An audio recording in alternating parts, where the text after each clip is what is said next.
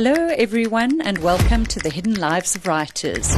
My name's Fiona Snyckers and I'm joined by my co-host Gail Schimmel. Hello Fiona. Hi Gail, how have things been going this week? So, more good news on the writing front from me. I've been sticking to my discipline. I've been writing well and the end of the book is very close. And what is exciting, and I think you will relate to this, a new idea has come. And I think nice. There's always that worry that it's not going to happen again, that this is it. You've reached the end of the bucket. You've used every idea you're ever going to have. You're never going to have a good one again.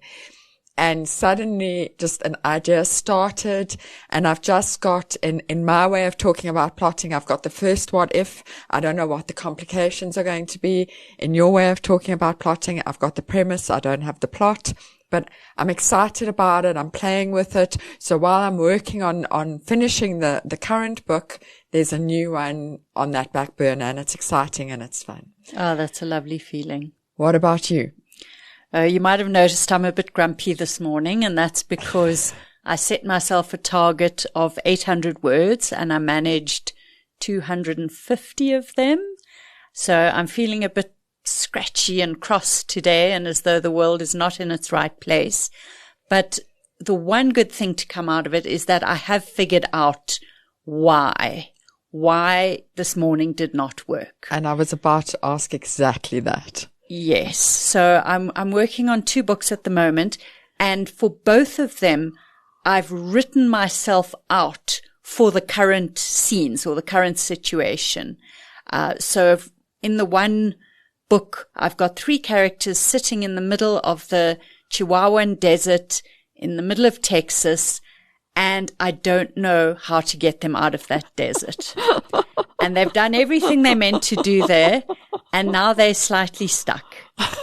And I need to move them on. So what I actually need to do is just stop trying to pile words onto words. I need to sit back and plot the next bit, because I do know how this whole book is going to end, but I don't know what the next bit is supposed to be. So I need to stop pantsing and start plotting and just work out the next few steps. And then I think that will give me the fuel to keep on adding words. That sounds like very good advice to yourself. I mean, I was going to say complicated, but but maybe the better advice is plan it out. Yeah, I don't think we need any more desert complications now. We're done with the desert. We need to move on. You know, I also think sometimes we can get bogged down in the mechanics of getting characters out of a situation. And sometimes you can just take them out and have them in the next part without actually physically accompanying them out of the desert. Yes, that's also true. One doesn't need to overwrite or over-choreograph every little bit. Yeah. And Fiona, what are you reading or watching to help you through this process? Well, it's quite interesting because I've been watching Normal People, the series, having read it previously. And it's slightly confusing because I read all of Sally Rooney's novels back to back. And now I'm confused as to which, and I also didn't read them in order. I think I read them in reverse order. And I know that Normal People was my favorite. And as I'm watching the series, it's kind of coming back to me. But it's just so interesting to me how a story can be so complex and nuanced on the page. And when they're making it into a series, they really have to smooth some of that out and hit the major plot points. And so this very interesting, complex, and not particularly attractive love story is being turned into, in some ways, a beautiful story on the screen with gorgeous characters who are very sympathetic, and you love them and you're rooting for them. And when you're reading the book, you have to overcome all kinds of unlikability issues with those characters. You need to root for them despite, not because of. Yeah. And when you see these gorgeous, movie stars, because this really was a breakout series for the 2 main leads, you fall so in love with them and you root for them wholeheartedly. And it's so much more complex on the page. So interesting. And I think that's something you always warned that if you are lucky enough to be made into a movie, it will be quite a different creature from the book. Yes, and I see that on several of the episodes, Sally Rooney is credited as the head writer for them. So one can't even really say it was someone else. Yeah. But just in the nature of television, you have to make certain choices, and you cannot put as much complexity and nuance as you can on the page. Very interesting. Anyway, I'm enjoying it. I would still recommend it. It's a very good watch, and it does become more complex as it goes on. But what have you been consuming lately? So I'm going to break one of my own rules, which is normally I don't like to talk about a book until I've finished it, because you can think you're loving a book and then something happens at the end that just completely ruins it for you. But I'm loving this book so much that I just want to talk about it. And I'm reading Anna O by Matthew Blake. And it's a book that is in my book club, and the cover didn't really appeal to me. It looked very, very literary. Mm-hmm. The name didn't really appeal to me, but my friend Georgie said that it was wonderful, and Georgie's always right. So I started reading it, and it is absolutely fabulous. It is, the only way I can explain it is it's a literary thriller. And then I tried to unpick in my head, what do I mean by a literary thriller? And it's a difficult one. It's hard to explain. You know it when you're reading it, is all I can say. It's got all the thriller tropes in a way, but more beautifully written and more literary. And I hesitate to say this, but it is reminding me a little bit in its uniqueness of The Secret History by Donna Tartt, which is the highest compliment I can give a book. Is not it dark over. academia? Or? It's not dark academia. It's very, very hard to describe. It is 100% a thriller. It's a psychologist who is an expert in sleep disorders, and he is called in by kind of in a top secret way to work on this woman who has been asleep. She has something called resignation syndrome, where you go to sleep and don't wake up. You're not in a coma. You're asleep. Right. She has committed a terrible murder. And then gone to sleep. And he needs to wake her up. His involvement is not that simple. Okay.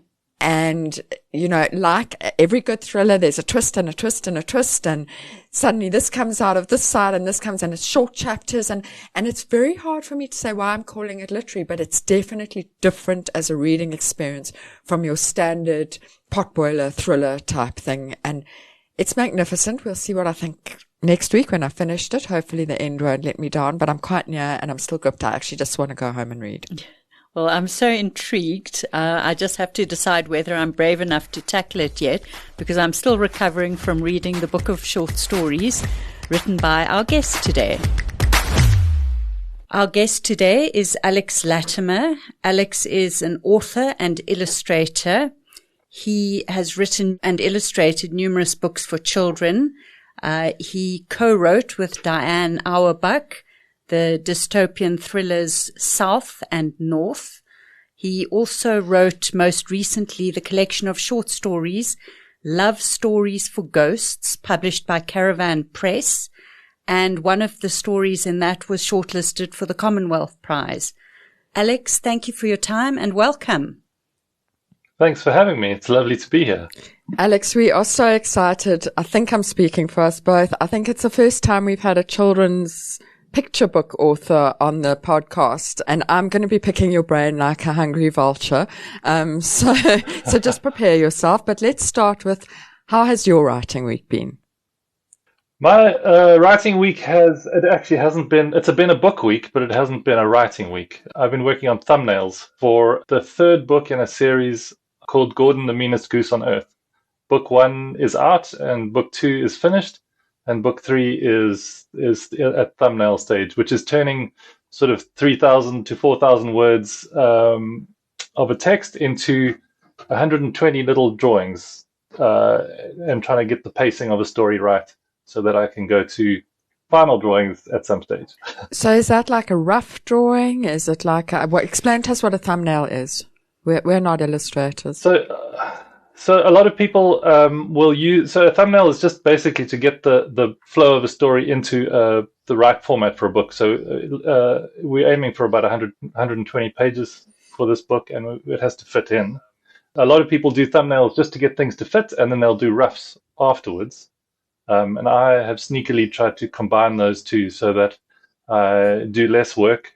And so my roughs are my thumbnails, and they sort of, it takes quite a lot of mental gymnastics to get the story to flow in the right way and to fit the right amount of text onto each page, while keeping it kind of fun for children at the same time. 120 pages is quite long for a children's book, am I right? Yeah, I think the word for it is, it's like a first reader. Okay. So it's apparently, I don't know how 4-year-olds think these days, but apparently it's uncool to be seen reading picture books in the playground. And so these books are sort of novel-sized and novel-shaped, and they're quite fat, but they're low on words and high on pictures. And so children can feel like they've read a book or a novel, but it's sort of a crossover between picture books and the next phase. It's quite a fun area to be working in. It's my first sort of attempt at it, so it seems to be going well. And is this a book that you have written and are illustrating? Yeah. When my writing week does happen, it's often this kind of thing where it's like I need to write 3,000 to 4,000 words about a mean goose who's trying to sort of amend his ways and become a better goose. And so it's quite, I mean, it's wacky, but and you always want to try and bring some fun and some, not moral. I hesitate to use moral, but like something like a talking point. I always feel parents should parent their own children, and books should sort of raise topics and let them be discussed. Well, I'm going to tell you at this point that my first encounter with your work was not realizing that you were South African at all, and it was that book about the ninja. And my son was absolutely addicted to that ninja book. And then I saw the name, and I kind of slowly put together, like, wait a minute, this is South African. This is a South African writer. And I was very charmed by that. And I won't let them give up the ninja book. It remains on the bookshelves, even though neither of my children understand exactly why. It's great to hear. That was my first book published overseas. So yeah, that's special to me. But also I have this. When I look, I don't know how you feel when you write, but it happened when I wrote that book and illustrated it more than 10 years ago, and you look back and you go, wow, I'm better than this now. My style has evolved and my writing has evolved, and it's quite amazing to see that. But then also there's this charm of the first book and the sort of that the innocence and it was a lovely experience. And as a South African writer and illustrator of children's books, how much pressure do you feel to include sort of South African themed content, even if it's just the scenery or the animals or the way they speak? Is that a thing that you feel? My picture books that are published overseas are for for an international market, which I think includes South Africa, because the books do arrive on our shores. I do always try and include, I mean, the things that influence me will land up in a book. I did sort of realize that I'm not making a South African book when I'm making those books, and then tried to work into a South African angle in a different way, which is through things like Book Dash and the South African alphabet that was published here. So it's different. I don't feel pressure to put South African things in, but I think I put the things that I care about in, so they do end up in there. Let's take a step back, because we've jumped right into process, and I've got a million questions on that. But to take a step back, tell us your superhero origin story. How did you come to be a writer? Are you one of those people who always knew, or was it a more crooked path? I come from a family that's quite arty, and so I think when you grow up with your parents and your brothers, I've got 2 older brothers, being arty, I sort of realized early on that I didn't want to compete. I didn't feel like it was a fair competition. So I wanted to write. I wanted to sort of change tack and do my own thing.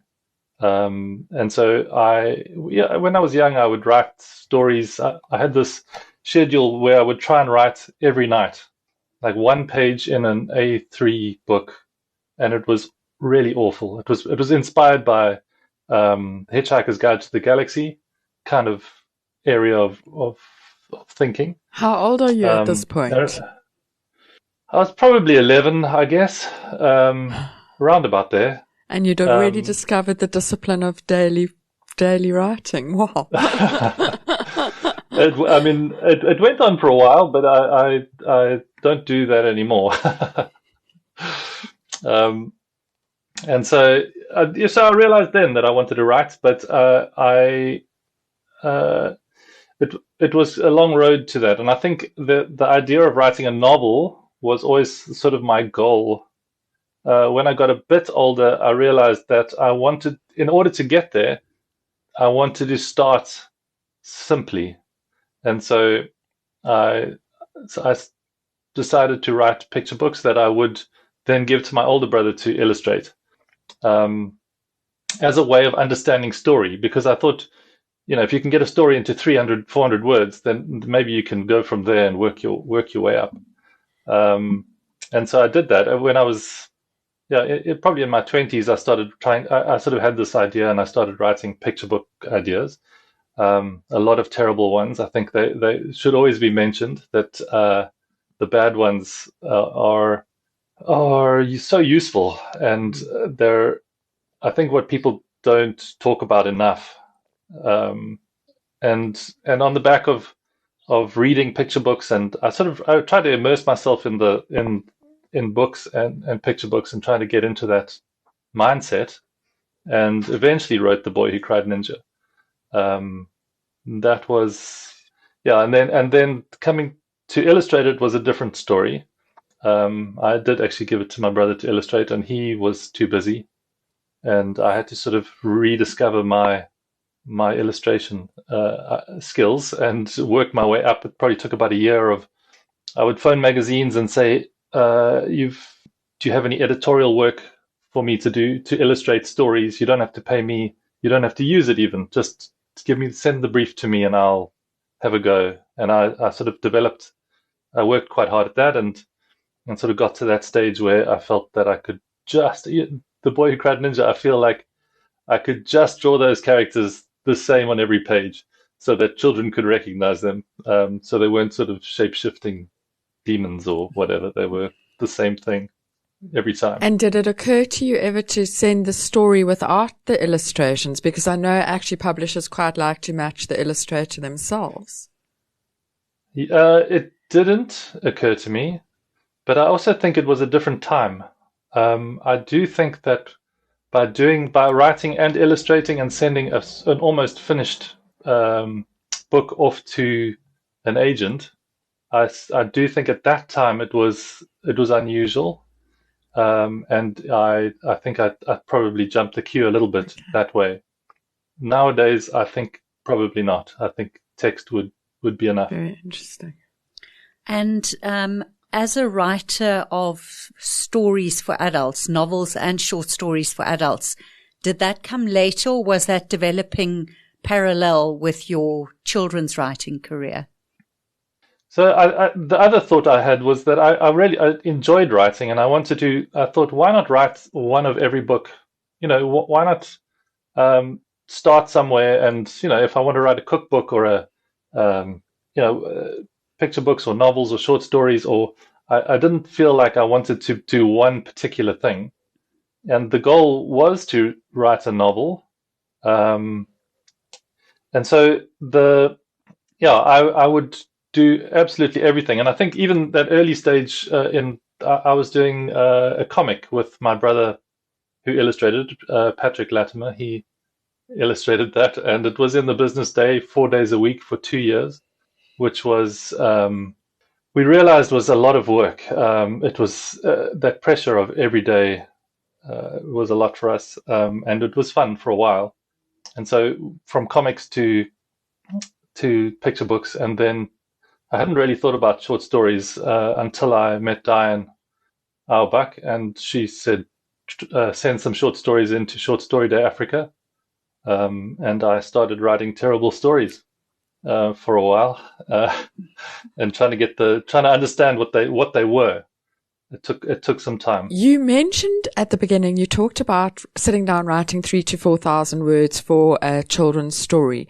Do you write it in one go? Like, is it a kind of a vomit out that story in one process, or is it more like a novel writing process where you spread it over time and you write a bit at a time? Yeah, it's it's a fascinating thing, because I think you guys have also, you see how a novel is this all-consuming thing that you have to sort of your brain has to be engaged with that for a year. Whereas this, I feel like I can, for a 3,000 to 4,000 word story, go for a walk and you can sort of get the whole thing in your brain, sort of in line, and then write a version. And that version can take a day or 2 days to get out, and then edit and add. And it's not like a novel at all. A novel is, I think, when people talk about what's easier to write in between all of these things, I think the thing that it comes down to is time, and and sort of holding big thoughts in your brain at the same time. I feel like writing novels, you put a horse in chapter 1, and you need to reflect that in like 80,000 words later. Whereas a 4,000 word story doesn't have those pressures. So I'm going to disagree with you. My first book was a children's story. And then I wrote a novel. I've managed to write many, many more novels. I haven't managed to write another children's story. I think it's much harder writing children's stories. I think what I'm trying to say is that people think that because it's shorter, it's easier. And that's not true. But the time, having the time and having that mental capacity to put your whole brain into a novel is where where's the difference lies.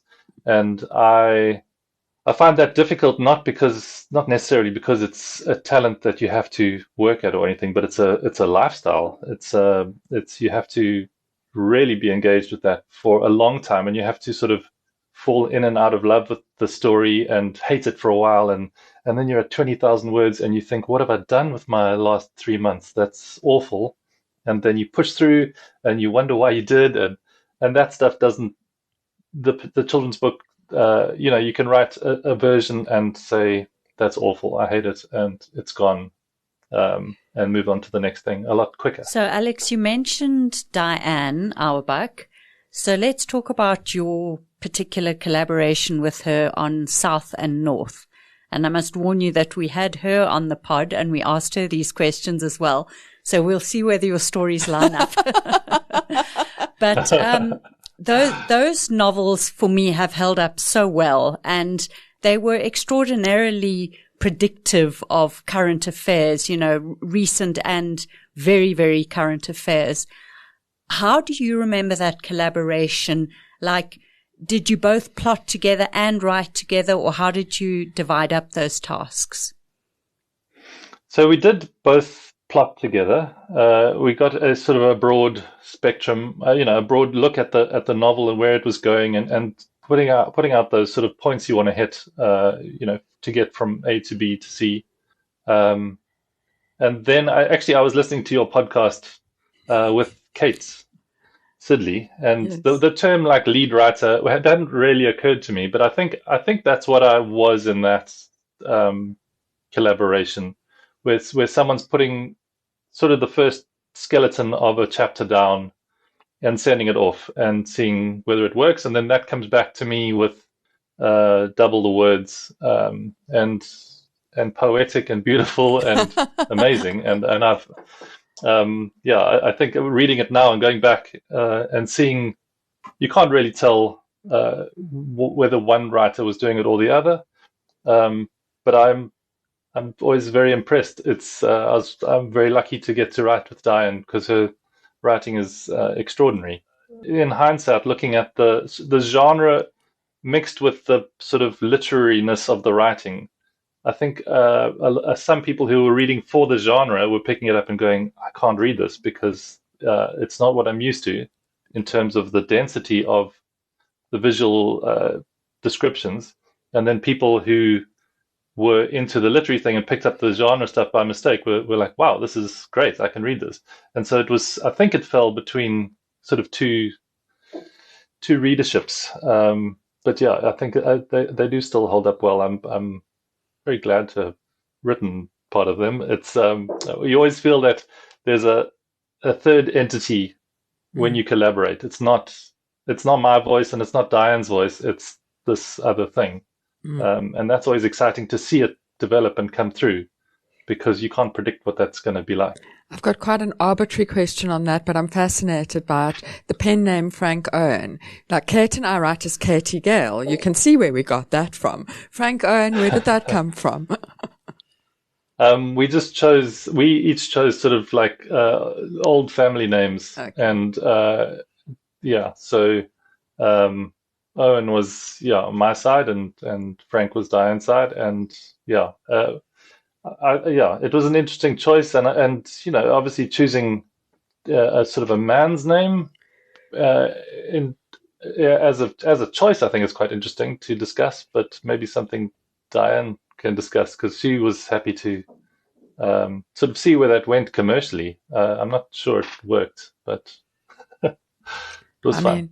I'm sad to say, but I do think it is for that genre the right choice. It's sad that that's the truth, but I do think that for that genre, a man's name has got more chance of commercial success. Well, I mean, unless you pitch it from a sort of a literary angle, where the style, I don't know. I'm not sure. I can't say. I mean, in hindsight, maybe it wasn't, but maybe it didn't matter. Maybe we all think that people are only buying men's books, and actually they're not buying anything. They're just watching TV. Yeah. Alex, I'm always so interested, as someone who has never written for children, or I've sort of tried the odd project here and there and didn't get anywhere with it. You've written across different age groups for children. How do you sort of put yourself in the mindset of like a baby who's seeing pictures to a toddler who's sort of being read to a child reading their first chapter books, to maybe more of a young adult audience? I know when I had children of that age, I was much more connected with their interests and their ability to relate to words and to pictures. But how do you do that? It's so interesting to me. How do you, an adult, go back into that space?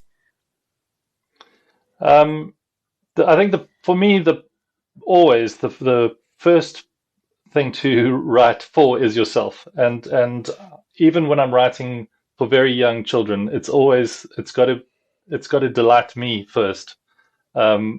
I started writing picture books before I had children, and it was just sort of I wanted it to be fun, and I wanted to connect with children and adults at the same time in those books. And I think that's gone throughout all of the books I've done, even with the sort of very young ones for Book Dash, where they're sort of for babies, that there's always something in there for a parent to laugh at and enjoy. They are the ones buying those books or getting those books after all. And so you want to encourage that. You want to encourage reading between parents and children. But I don't know. I think it comes down to, if the author's having fun, I think the kids will have fun. And it's putting my own quirkiness and sense of humor into everything I write, I think. And I mean, even right up to Love Stories for Ghosts, I think that's, I wanted to write for grown-ups, but I wanted it to be kind of a bit wacky and fun as well. And even though it's heavy in some parts, I wanted it to, you come away feeling that it's not all doom and gloom. And you definitely achieved that with Love Story for Ghosts. I absolutely loved the quirkiness of the stories. I mean, very sad stories, but also very quirky stories. It was lovely. Having written the children's books, having written a collaborative novel, short stories, how different was that for you? I feel it took me a long time to understand what a short story was. It's kind of a weird thing. I actually still feel that when I read people's short stories, I can see, I'm like, I mean, I'm just judging for myself. I can say this person hasn't understood what a short story is yet. It's not, for me, it's not a chapter from a book.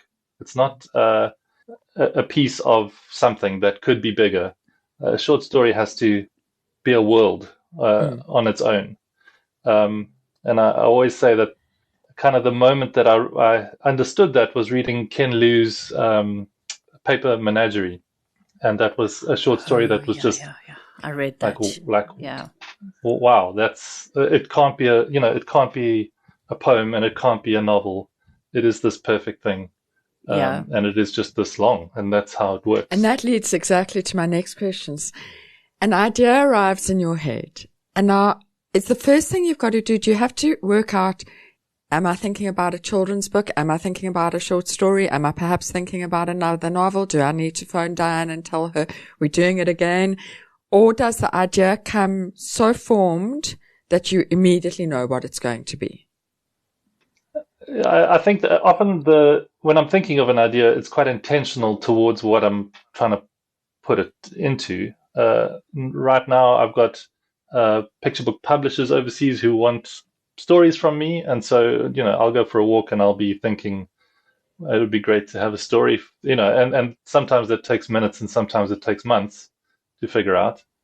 So I do, when I was writing the short story collection, it was quite intentional that I was looking for ideas for those sorts of things.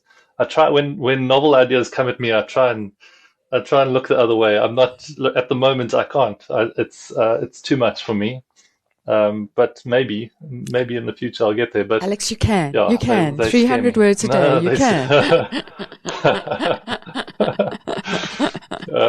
It's what else can you do while you're writing a novel? That's the question. So now in the year 2024, what advice would you give to a starting out writer or illustrator who wants to get into the sphere of children's books for whatever ages? What should they be doing? How should they approach it? Should they be looking at the overseas or the local markets, or both, or straight to an agent? Right now, what is the step to take? It's a difficult one to answer because it depends what people want out of the experience. For me, I wanted to publish and I needed to earn money out of it. And I think if you're honest early on and you go, yes, I just want to publish a book and have people read it, and that's lovely, and I'm all for it. But I think the idea of earning money out of it and making it a career, then you have to go a completely different path. And that is overseas. Unfortunately, the local market is fun and it's interesting and it's getting more and more vibrant all the time, but it's not a place for earning a living. I mentioned Book Dash earlier. It's a lovely sort of training ground here in South Africa to work with an organization that makes books for children and distributes them across the country. So I think I've done. I feel terrible. I've done these talks with people who want to learn how to do picture books and want to learn to illustrate better or whatever. And I feel like the only useful advice I have is kind of you got to look overseas and you got to compete with those guys. So you have to know story, you have to know what's in visually at the moment. You have to be reading a lot, and you have to be relentless. Like you really have to set quite a high bar and work very hard at it. And then obviously locally you don't need an agent. You can just approach publishers. But overseas, you need an agent. And so that's sort of it's a difficult hurdle to get over, because an agent won't take your book unless they can get it published. And it's as difficult as getting published, I think. Can you talk us a little bit through how you did that, how you got an agent, how you got over that hurdle? Yeah, it was. I also think it was a time back in the day, and a lot of audacity on my part. I was a big fan of Oliver Jeffers' work. He wrote picture books, and he still does. And I thought of an idea long ago, when the internet was a friendly place, and you could just email people, and they would be like, "Hey, how's it?" And so I had this idea, and I emailed it to Oliver Jeffers, and he was already quite big back then. I sent him this idea, and he quite liked it, and he said, "Oh, I like this, where this could go. Let me send it to my agent and just see." And his agent said, "Absolutely not. This is a terrible story." Not a terrible story. He said it was basically alphabet-based story, and he said, "This can only be sold in English, and that's not what we're about. So forget about it." And then when I wrote The Boy Who Cried Ninja and illustrated it, I had a PDF of it, and I actually emailed it to Oliver Jeffers, and I said, "Look, he didn't really know me at all, but we had communicated." And I said, if you, his style influenced me as well, so I wanted his permission as well. I said, "Look, if you're okay, if you're okay with this book and this look, and you would be kind enough, do you mind sending it on to your agent?" Which is, I think, quite audacious, and of a time. I can't imagine that sort of thing working these days. But he sent it on to his agent, and then his agent got hold of me, and we still share an agent to this day. So, wow. Yeah. That's amazing. It's cool. There's a lesson in just being audacious there. Yeah, and I think it's, I worry about, that's the kind of thing that I'll do, and then I'll worry about it. Like you want to be audacious, but you don't want to overstep. So I hope anyway, it all worked out for me. So I can recommend it. I'm not sure it'll work these days, but it could. Yeah, I don't know that it would work these days. I'm just thinking of that high you must have had with that first idea, and he sent it to the agent and all that hope, and then being let down. And it makes me want to curl up on the ball and go to sleep. Yeah, absolutely. Although that idea, I saw it, I was going through old ideas the other day, and I found it again, and I sent it back to my agent last week, and I said, "Hey, this isn't a terrible idea." So we'll see what happens. That will be very funny if it does get published in the end. Yeah.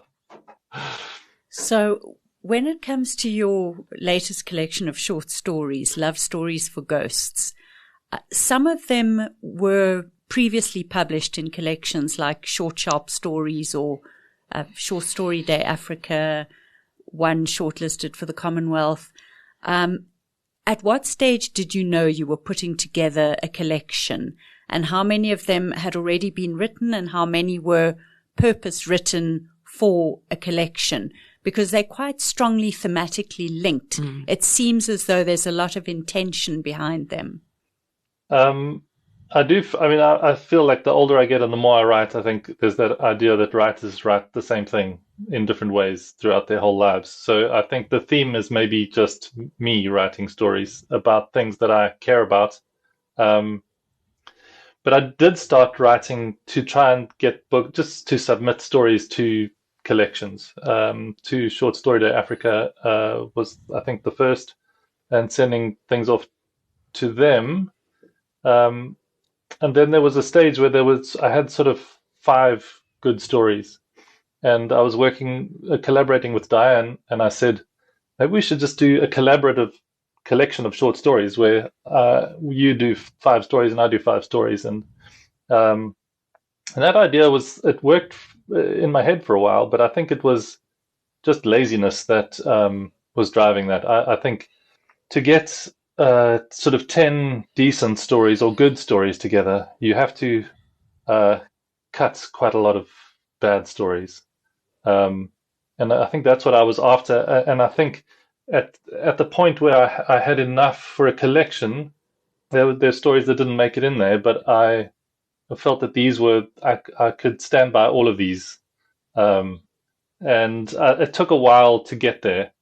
Even though I think there were some sort of sidetracks and thinking, or maybe if I just do 5 and submit some to other places, and and then just pushing through until I had.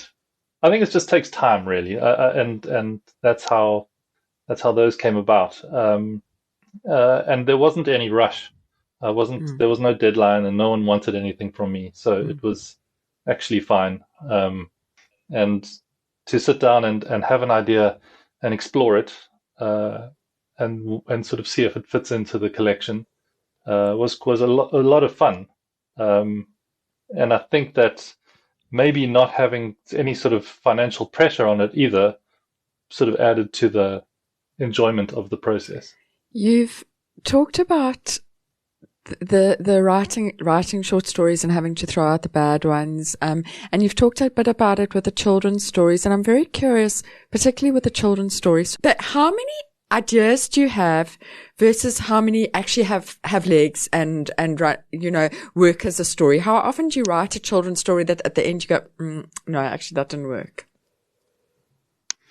I'd say probably at least equal half. But even to the stage where I will rough out a whole story and have it as a little booklet and look at it and send it off and get no response from anybody. Not a no response, but a no response. And so I think probably half that way. I think I'm getting better now at knowing an idea from the beginning whether it's going to work or not. I have one idea that took a long time to think of, but I've just finished the finals for it now. But it's a story about, it's a self-help book for children, but it's written by a T-Rex, and so it's just a picture book, and every page he's giving children advice. But his goal is to actually eat everybody. And that's the that was an idea I had. You walking along and you go, that's crazy, and let me see if I can figure it out. And you sit down and you try, and it's the kind of thing that could work, right? Or it could be terrible. And I've sort of that process of having an idea and then figuring it out are the two that sort of come together. Sometimes you have an idea, and then in the process of figuring out, you go, that's terrible, and then that must go. And yeah, I am getting better at not wasting my time, I think. On that. I'm interested in the illustration aspect of your work, because you, from what the internet is prepared to tell me, you don't have a formal art training, and you've talked about that you learned to illustrate. How does one do that? How does one take a little bit of an artistic talent and become an illustrator without any formal training? And talk me through this slowly. It's a good question. I always wonder whether it's worth mentioning whether you've had formal training or not. I think all of it is you absorbing stuff, and you can go to a school and absorb it, or you can go pick up books and practice and look at other people's work. And so for me it was really quite simply like trying. I had this idea, and I had a goal. I had these characters I needed to draw, and trying to practice getting lines right. I don't know. It's quite a difficult thing to explain, but it's I feel like if you. I was mentioning earlier, my daughter does drawings, and she's 9. And you can see she has good lines. She has a freedom with her work, and I felt like I needed to work towards that. There's kind of a looseness that you want to keep, and also try and make something look like it's supposed to. And I think that maybe is something that has worked in my favor, where I can't illustrate like a lot of the guys who do these amazing things. Mine is kind of, I'm working at it, and it's a little bit loose, and I think it gives some kind of charm to the process. But I wouldn't know how to do it again, I don't think. Damn it, no silver bullet for me.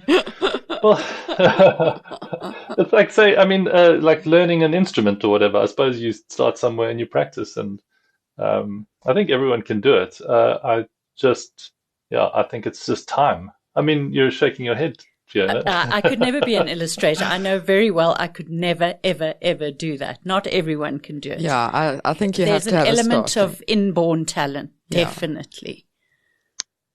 But then it comes down to, can you, it's like playing piano. Like when you... I can't play the what piano. What are you aiming for? But if you want to start, do you want to end up in Carnegie Hall, or do you want to just play Happy Christmas at Christmas time? It's like drawing can be a whole lot of different things, and it can be joyful and useful and meaningful without it being for books or for anything. So, yeah. But I think that's the difference, maybe, and Fiona, you can tell us. It's the difference between being a person who has a little bit of an artistic spark and not. Like, I draw for fun, but I don't think you draw for fun. Absolutely never. That's not my idea of fun at all. And I think also if you're raised in a family of artists, my father was an artist, drawing to you and I, Alex, seems like a very normal thing to be doing. There's a book behind me on this bookshelf called Don't Think of Tigers, and that's a book, a children's book about this very thing, where when you're young, people see you draw like a pig and they go, "You're terrible at drawing, please stop it," and then they see someone who's doing something and they like it. There's this encouragement, but there's sort of this feeling that you're talented or you're not talented. Where I don't think that applies throughout a lot of other areas in life. You don't start, building blocks in play school and people are like, you should be an architect because this is a great building. Like early on, people get this very strong yes, no on their artistic talent. Don't Think of Tigers is a story where the author says, this book is magic. On the next page, I'll draw whatever you're thinking of. But please don't think of tigers, because I can't draw tigers. Just please, tigers are no tigers. And then the next page is, it's a tiger. And he's like, I think you're thinking of tigers. So please, no tigers. And he goes on about tigers so much. And he draws lots and lots of terrible tigers. And by the end of the book, they're getting a bit better. But the idea of the book is, let's make some terrible drawings. It's the only way through. We'll get there, but they got to be bad first. Have you read a book called The Dot, or A Dot, or it's a children's story about? It's a beautiful, beautiful children's story. She draws a dot. She's in art class and she can't draw anything, and then the art teacher says, just draw a dot, and then she ends up having an exhibition of dot drawings and is like the great artist of the class. It's beautiful. I'm going to get hold of the tiger book. Going back to the short stories for a while, because I did love them, and they also broke my heart and jumped up and down on the pieces. One's always curious to know what's fact, what's fiction, and in a kind of epilogue, you do break down to some extent, what's fiction, what wasn't real, what is just a version of you, not literally you. But can you tell us, as much as you feel comfortable, what it was in you that made you want to write about death, the afterlife, the kind of liminal space between life and death, different versions of yourself undergoing similar traumas and pains? Where does that come from? I mean, quite simply, it comes from when I was 11, my mom died, and that was I mean, obviously, it's quite a difficult time in your life as a child. You're sort of growing up and almost a teenager, and this big life-changing event happened to me, and I was in a family with my dad and then two older brothers, so it was just the four boys left, and we didn't process the event almost at all. It was one of those things where and I think we didn't have the tools for it, but the easiest way was to sort of just carry on with our lives. Um, and I think a lot of this is me at a later stage of my life, with more wisdom and life experience, sort of processing that event and what that means. But also, I think coming from, I grew up in a Christian household, and I wanted to not have an answer. I didn't want this is where you go and this is how you do it.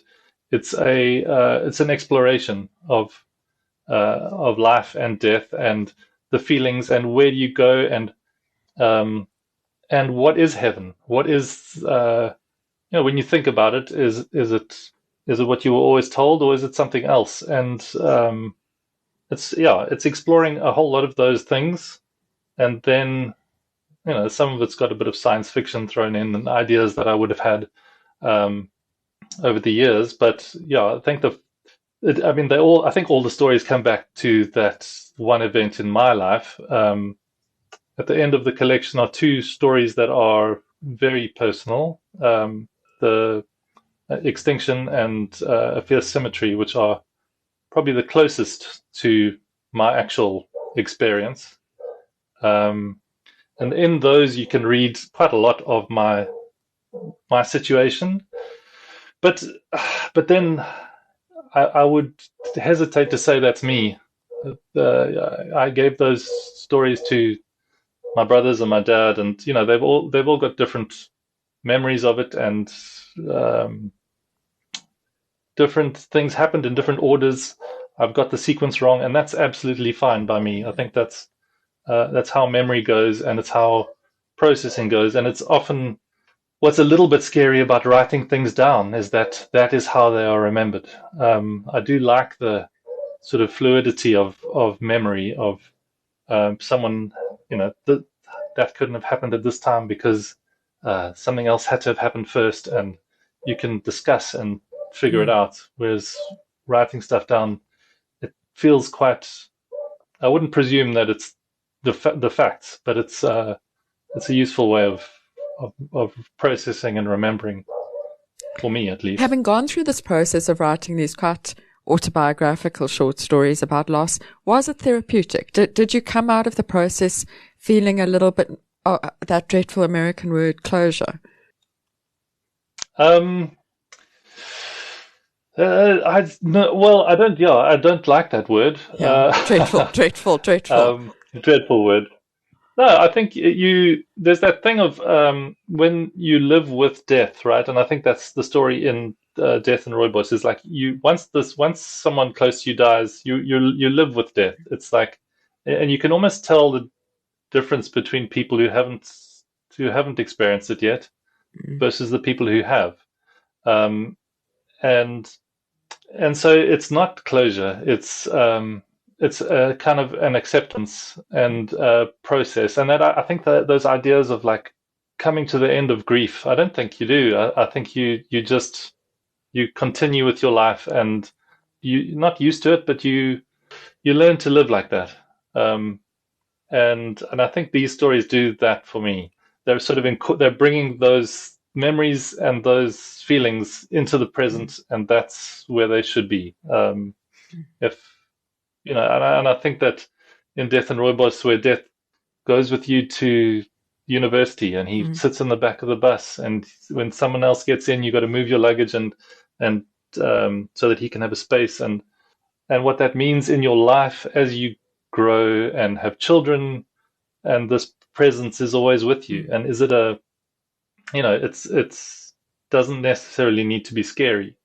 it's just life, and we're not gonna have closure. I actually saw a video on TikTok this morning, because TikTok is exactly where you should get advice about how to handle grief, where someone drew like a black dot and said, that's your grief. And then said, but then as life goes on, and then they drew colored circles round and round the black dot. The black dot doesn't get smaller, but that more and more life experiences happen around that grief, and it becomes a more manageable part of your full story. And that was actually one of the most meaningful kind of explanations I've seen of how one carries grief. Yeah. No closure. Yeah. Well, I mean, it's not being undone. It's have to carry on, right? Yeah. Well, I just have to emphasize for our listeners that this is a truly magnificent collection of short stories. It really is. And I recommend it wholeheartedly. I back that. I back that 100%.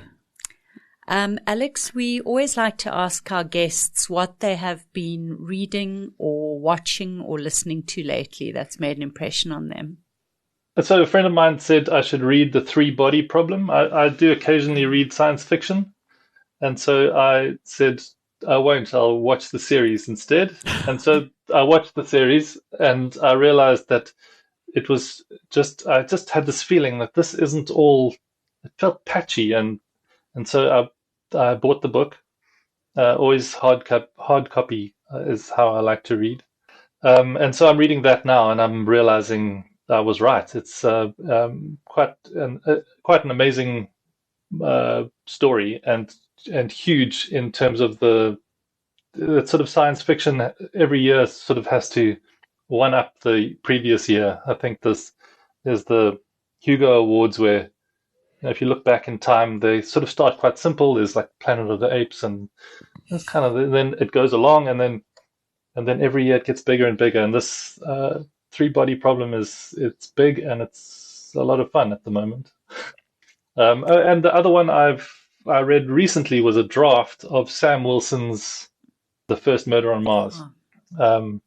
Sam also being local, but also you don't really know he's local because he publishes overseas. And that's going to be great. It's coming out in August, I think, and fantastic, sort of epic on Mars by Sam.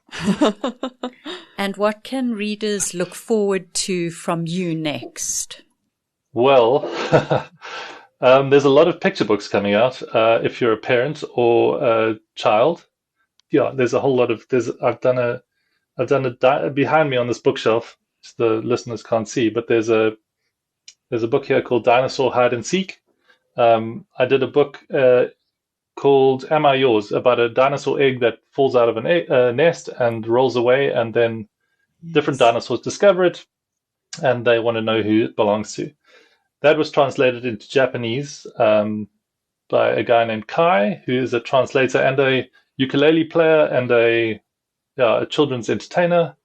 So this was a collaboration with him for the second book, and then there's another one afterwards. So this one and the other are published in Japan as well as in the UK, and it'll come out in time.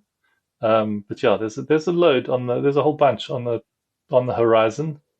I suppose my website's the best place to see what's new. And your website's quite fun. I had quite fun on your website. I don't know, there's something about it that's just, it's a pleasant place to be. It's and I have to mention my bio. I've got the photo of myself so that people know what I look like, and then there's a picture of me lying next to a giant squid that I found on the beach. And just because it was always a sort of a magical creature for me, but then one day finding a really smelly one on the beach and having to lie next to it, and it took a while before I didn't smell like a dead giant squid. I did wonder about that choice of photo. Like, was that the only other photo you could find? I'm hoping for a better one with a giant squid, but at the moment, that's all I've got. Well, Alex, we hope that everyone will check out your website and see what they can look forward to next. And I really hope that people buy and read Love Stories for Ghosts, published by Caravan Press.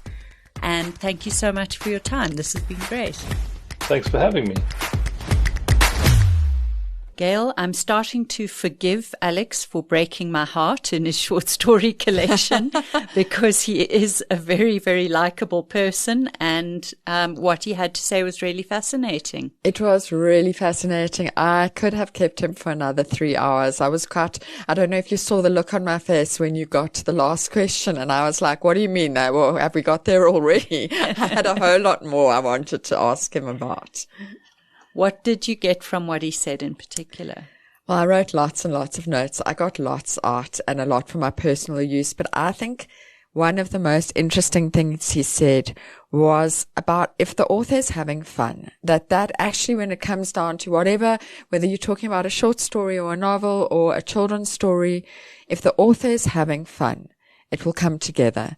And I think it's something we lose track of quite easily. When you are a writer who is writing with career hopes and money hopes and et cetera, that actually at the end of the day, you have to be having fun and the reader will know. And even if your book is not a fun book, I suppose there's certain writing where you don't have fun at all. But I think the type of writing you and I do, we have to remember to keep having fun. I absolutely agree with that. And he also said something about the value of the failures, the books that didn't work, and how we don't talk about them, and what a great learning experience they are. And to me, that's so true. That's why, when we talk to authors, I don't only want to hear about their great successes and the things that went marvelously well, because in a way you learn more from the things that didn't work, and that process of picking yourself up, dusting yourself down, and just pressing on anyway. And it sounds like he's done that, because I think he answered your question by saying about 50% of his ideas don't work. Yes. I mean, that was extraordinary and quite motivating in a negative kind of way. It's okay if you're having bad ideas. No, absolutely. And also it can just be fuel to keep you going and to, and you can learn from every single one of those failures and go on to something better. I really like that. I'm feeling very motivated. So Fiona, how's our inbox looking this week? Any interesting questions? Well, we got one that I would say is interesting, and it's something that I normally find maybe in my Facebook inbox. It's a request by somebody who says that they've had something very interesting happen in their life and they want us to write it for them. Have you had these kind of requests? Oh my God, yes. Fiona, I'm horrible because they just they make me a bit angry. Because I feel a bit like it's someone who fundamentally has not understood my writing. And I think the same goes for you. We write fiction. The fun that we just refer to is in the making things up. Right. Like I really rather stab my eyes out with a sharp object than write down your life story. And I often feel if you want to write your life story, well, then write it. If it's so interesting, sit down and write it yourself, which is a bit mean because a lot of people do have amazing life stories, which maybe somebody does want to write, but it's not me. But they're offering to share the profits with us, Gail. Which brings us to another point, those profits. Unless you really genuinely are a proper celebrity or have had like a really proper interesting, you escaped from a cult kind of story in your life, there are not going to be great profits to share. And I think what both you and I do, I imagine, is we suggest that they find a ghostwriter. I don't know if that's how you deal with these. Yes. And the ghostwriter will not share the profits with you. They will most often charge you a flat fee for writing because they also know they're not going to be profits from it. Yes.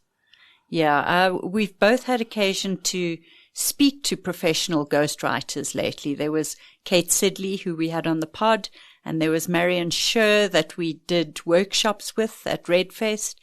And Kate said that she will only take commissions from publishers. She won't deal directly with private people. Marion said she will deal directly with private people, but 50% upfront before she even begins, and the other 50% on delivery of the manuscript. So no kind of doing it on commission or on spec or anything like that. Let's see how the profits go. Let's share the profits. Nothing like that. Writers want to be paid, and that's fair enough. Absolutely. And yes, I'm sure every now and then a ghostwriter misses out on a best-selling opportunity where actually a percentage would have been better.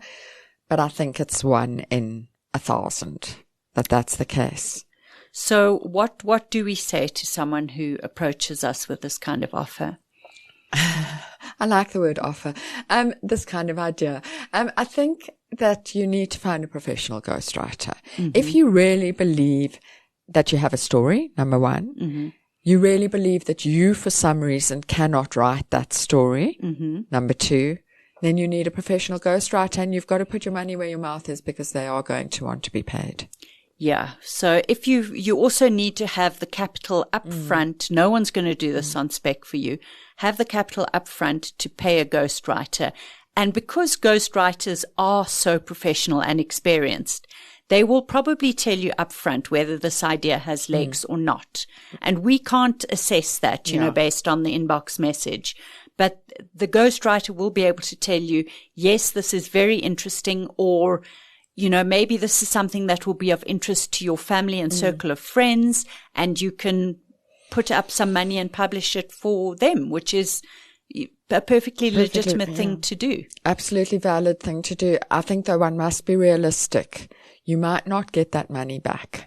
That money that you pay the ghostwriter, you may not get back. You may think your life is absolutely fascinating, but maybe the buying reader will not be similarly convinced of the fascination of your life. And, you know, that's just a reality. And also you might have to put up publication and distribution costs as well. So you have to be prepared for that. And the likelihood is that you might not get those back. Absolutely. So go into it with eyes wide open. And honestly, Fiona, I would always encourage someone, if you really feel so strongly about it, try and write it yourself, because you are the best person to tell your story. You really are. And unless it's because you're famous and you want to tell the story of your fame, then a ghostwriter is maybe a good idea. But otherwise, you're the person who has a passion about your life. And I mean, if we've communicated anything in all these podcasts, it's that writing's a discipline. Write 300 words a day and you'll get there. You don't have to give up your day job and devote yourself to the business of writing full time. Everybody has time to write if they want to. That is very true. And another piece of advice I gave to someone at Redfest recently was, if you've got a blank about putting words on a page, try speaking into a voice recorder. Just tell the story as you would tell one of your friends, and then transcribe that onto the page and see where you are after doing that, because that can break through that mental block. 100%. There's so many different ways to get past that first page, and once you pass that first page, maybe it will flow. Great. So we appreciate all your questions. Please keep them coming. We are on all social media across the board. We are also on email, and we'd love to hear from you. You've been listening to another production from Solid Gold Podcasts.